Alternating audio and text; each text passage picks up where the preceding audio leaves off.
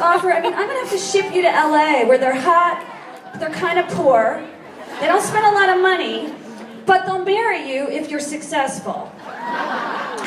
Anyway, before we get started, what we're going to do is I'm going to tell you a little bit about myself, and then you'll be able to ask me any questions you want. I'll criticize your clothes. I'll tell you how to get the ring. If you're in a relationship where you're married, I'll revive your romance. I'll get you sex.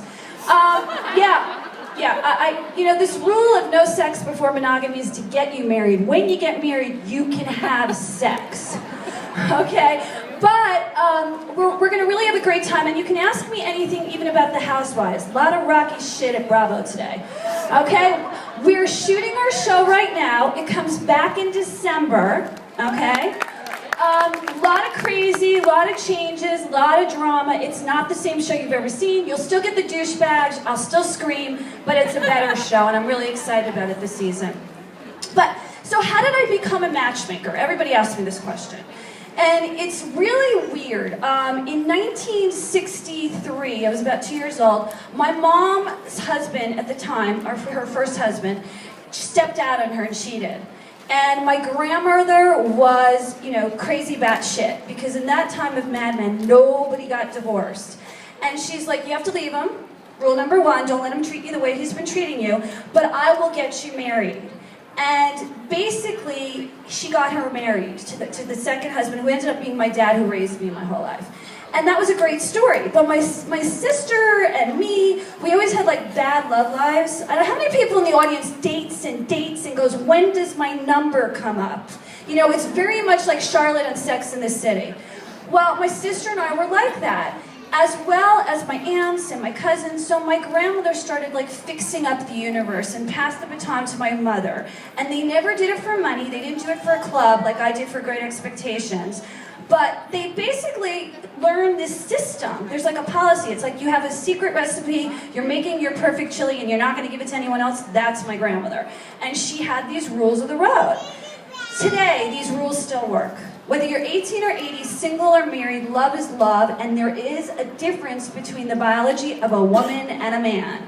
And if you can't read your man, or he's not reading you right, we call that the language of love. Anybody ever read the book, Dr. Chapman's book, The 5 Languages of Love? Excellent book, by the way, I really recommend it. You can't communicate what you want, and you're not receiving what you want, thus creating end-up-in relationships and divorce. So, with 52% of the divorce rate on the rise, there needs to be a situation here that needs to be fixed. Women are becoming men. We're making more money than men, not equal dollar, you know, to equal pay, but we have more jobs, more of us are in college, and men are becoming the couch potatoes and becoming feminine. And that's the hiccup. I mean, Oprah's been talking about it for years.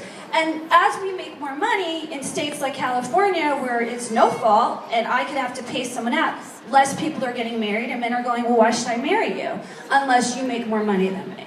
And it's a really sad state of affairs. Love has become a business. So when I train them on the show, it's basically to show them that women are women and men are men, and the roles will never change. Even if you make more money than me or I make more money than you, I want to be treated like a lady. And that's what I'm trying to teach women. Those people who think being aggressive towards a man will get the guy. Like those girls at the bar that you watch. I watched The W last night. I mean, the hoochie mama dresses at 11 o'clock at night with their heels going like this. Hi! And I'm going, that guy's gonna buy you a drink and sleep with you and drop you like a hot potato in the morning. Don't you know that? Signal and smile. 5-second flirt. Here's how it's done. You're at a bar, you see a guy, he's cute. Okay, you get his line of vision. He's going to look at you and you're going to look at him, because clearly he knows he's being looked at. But you're going to have to signal and smile. And here's the flirt. You look at him and you go like this. And you look away. You can do the hair toss. But the bottom line is, if he crosses the street to you and offers to buy you a drink, that is one hell of a guy. He's into you, you're attractive, you're my type. If he doesn't, 3 reasons why. He's switch hitting for the other team. He's gay. You're a blonde, I like a brunette. I'm in a relationship, and now we have number 4, which sucks. I'm passive aggressive and I want you to buy me a drink. If a guy talks to you for 5 minutes, doesn't offer to buy you a drink, or your girl next door that you're with, you're passing, I'm not talking about 6 girls, but like one person, he's not your guy. And that's the test. And yes, you'll have to go through hundreds of them to find a decent guy. Because men are not being treated like the way they should be treated, which is, I'm not gonna do anything for you unless you do something for me. That's the toll. When you're in a relationship and you're dating and it's 4 times he's taking you out, he's taking you to the movies, I don't care if he takes you to the county fair.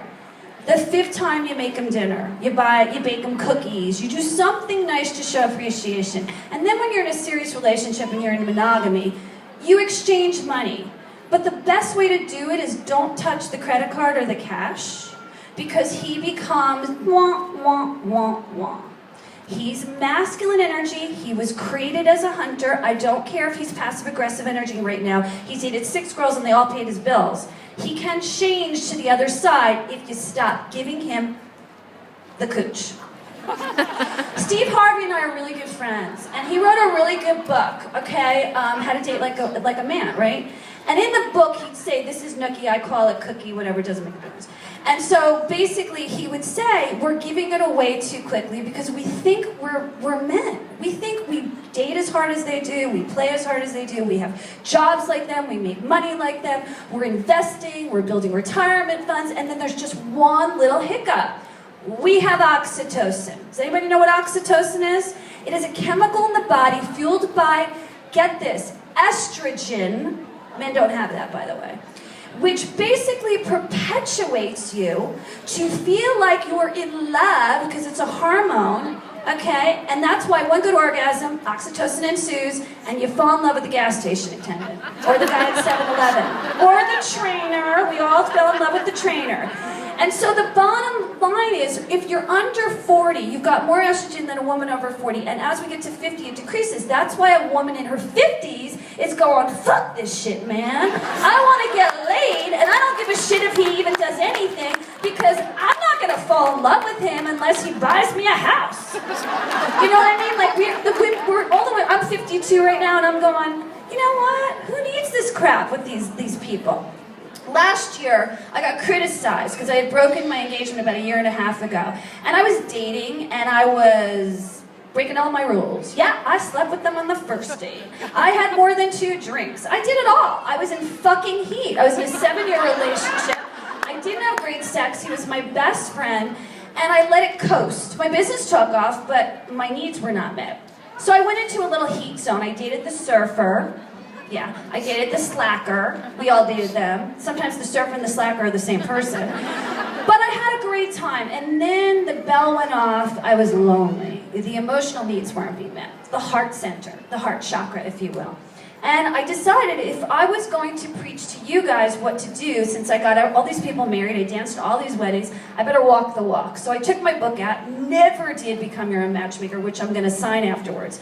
And I basically got to page probably like 56, and it hit me that I had never done my book for me, ever. There was dating detox once in a while. Every chapter was out of order. It was like I never did it all in one system like my mother did to get married. And when I did the book, I went on Plenty of Fish. Yes, I dated online. I don't take my clients. It's an unwritten rule in matchmaking. If you date your clients, you will be, either sexually harassment sued or something will go wrong. And so I basically went online and I met my boyfriend David, which you're going to see on the show this season. He was on at the end of last season.